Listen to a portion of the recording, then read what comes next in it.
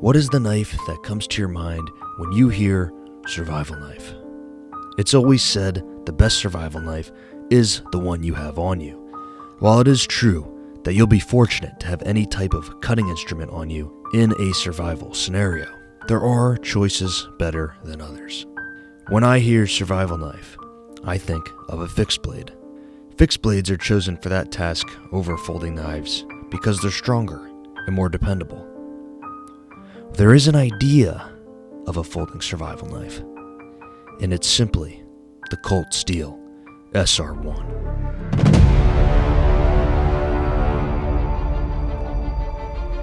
Now, what makes the SR1 a folding survival knife?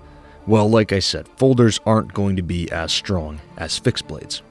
But this knife has the triad lock, one of the strongest locks ever made.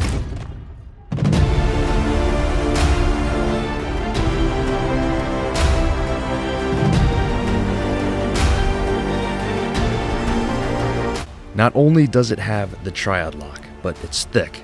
In fact, it's the same thickness as the SRK. It's clear this knife is meant to be the folding version of the SRK, both in name, SR1, SRK, and appearance. Blade length's a little under 4 inches and just over 5 inches in the handle, and total length is over 9 inches long. Saber grind on the blade, it's very tough, and it's a heavy knife, of course, 7 ounces. That's a lot for a folding knife. This is a premium knife.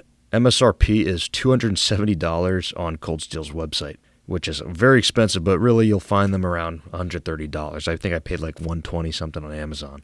Blade steel is CPM S35 VN, so you're going to have very good edge retention and stainless qualities. And we have G10 handle scales. The knife feels really good in the hand. Really solid. That G10 is very grippy. There is a cheaper version of this called the SR1 Lite. Now, it's not really lighter.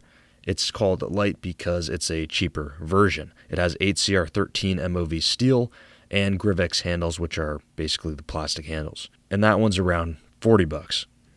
And you can get either blade shape for both, so clip point or tanto, clip point being my personal favorite.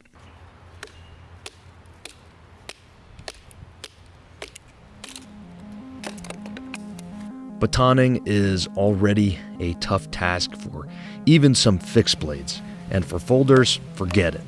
But this can do it.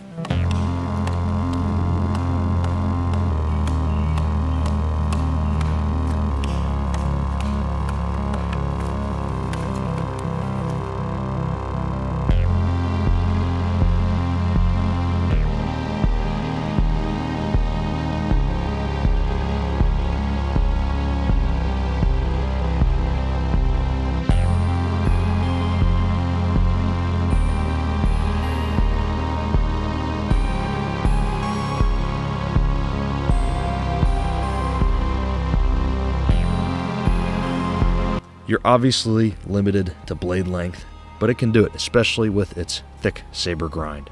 Realistically, if this was the knife I had when it mattered most, I probably would look for other methods than batoning and putting my knife at risk.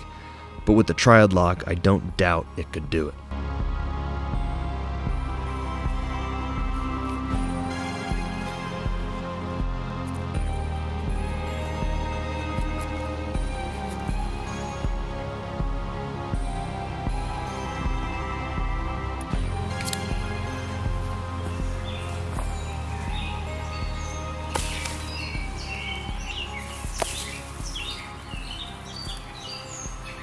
I like how smooth this knife is when opening. I like the snap of the lock telling you it's secure.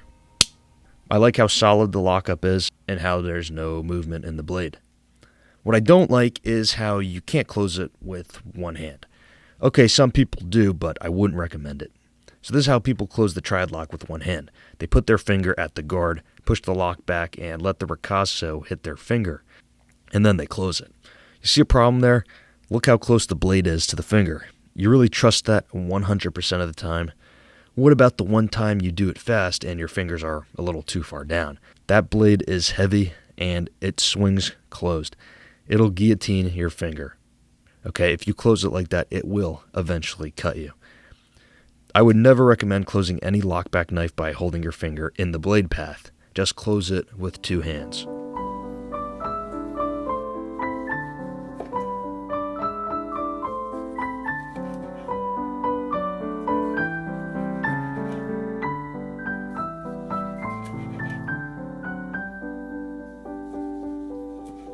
So one problem I actually have with this knife, I actually made a video about it. When you close the blade, it hits part of the locking mechanism and slowly damages the edge.